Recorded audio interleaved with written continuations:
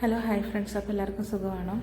ലച്ചുൻ്റെ birthday ആണ് കേട്ടോ. ഞങ്ങൾ ആദ്യം വിചാരിച്ച് സെലിബ്രേറ്റ് ചെയ്യേണ്ടായിരുന്നു, പിന്നെ വിചാരിച്ചു എല്ലാ വർഷവും ചെയ്യുന്നതല്ല, ഈ വർഷം ചെയ്യാതിരിക്കേണ്ടതെന്ന് ഓർത്ത് ഞങ്ങൾ സാധനങ്ങളൊക്കെ മേടിക്കാൻ പോയതാണ് കേട്ടോ. എല്ലാ വർഷവും ഞങ്ങൾ ഈ കടയിലാണ് പോകുന്നത്. സ്ഥിരം ഒരു ചേച്ചി ഉണ്ടാകാറുണ്ട്, പക്ഷേ ചേച്ചി ഇല്ലായിരുന്നു കേട്ടോ. വേറെ ചേച്ചിയാണ് എല്ലാം എടുത്തൊക്കെ തന്നു. വേഗം വന്നു, രാത്രി ആയതുകൊണ്ട് വേഗം ഡെക്കറേഷനൊക്കെ ചെയ്യാൻ കേട്ടോ. കുറച്ച് സാധനങ്ങളൊക്കെ വാങ്ങിയിട്ടുള്ളൂ, അപ്പോൾ പെട്ടെന്ന് തന്നെയുള്ള അപ്പം എല്ലാം ഡെക്കറേറ്റ് ചെയ്യുകയാണ് കേട്ടോ. അപ്പം ഞങ്ങളും കൂടി ഹെൽപ്പൊക്കെ ചെയ്യുന്നുണ്ട്. ഇപ്രാവശ്യം കുറച്ച് സാധനങ്ങളൊക്കെ വാങ്ങിയുള്ളൂ. പിന്നെ കേക്കൊന്നും ഓർഡർ ചെയ്യാൻ പറ്റിയില്ല, എല്ലാം പെട്ടെന്ന് മേടിച്ചുകൊണ്ട് വന്ന് ചെയ്തതാണ് കേട്ടോ.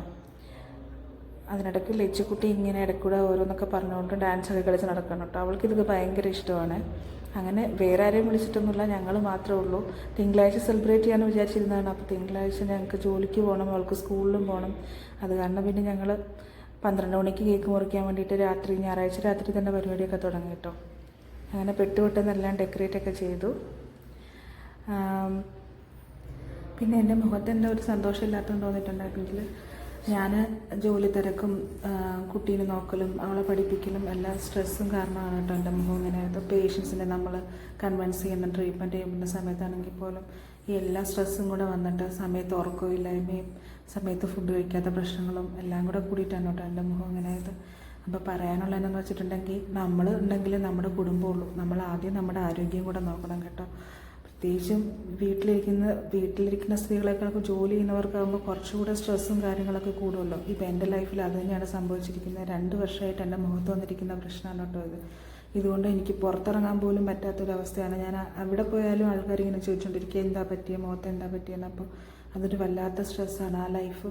അതുകൊണ്ട് തന്നെ എല്ലാവരും സമയത്ത് ഫുഡ് കഴിക്കാനും ആഹാരം കഴിക്കാനും സമയത്ത് ഉറങ്ങാനും ഒക്കെ ശ്രമിക്കണം കേട്ടോ.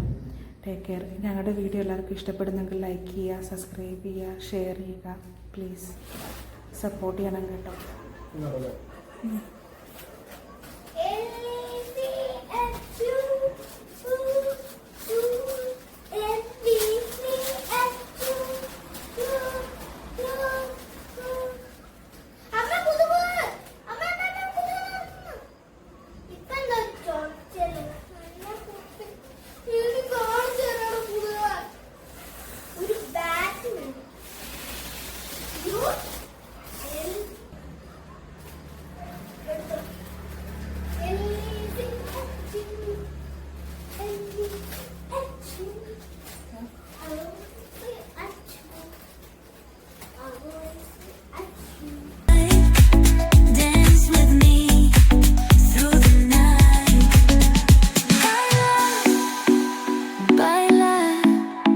Sing